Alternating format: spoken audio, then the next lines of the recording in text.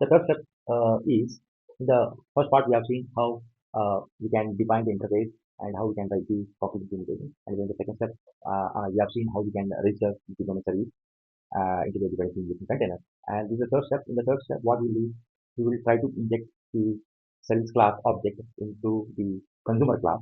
Here, consumer class, I have taken the messenger controller and example. This is the consumer, wherein we are injecting the object through the constructor. So there are three types. One is we can inject through the constructor, we can inject through the property and through the method. In this example, we will see how we can inject through the constructor. Right? Because we need to consume the uh, messenger service method, right, in this consumer class. So we need to inject it first.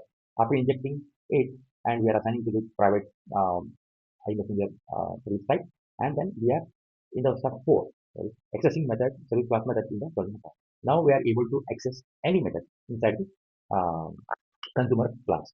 Here, this is a when I call if any client calls the do message method, they are able to access the methods of the messenger service.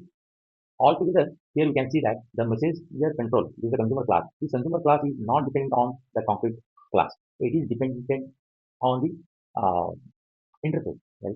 Because we are injecting the interface. So with the implementation of dependency injection, we are achieving the loose coupling of the system, and there is no dependency between the service class as well as the consumer class.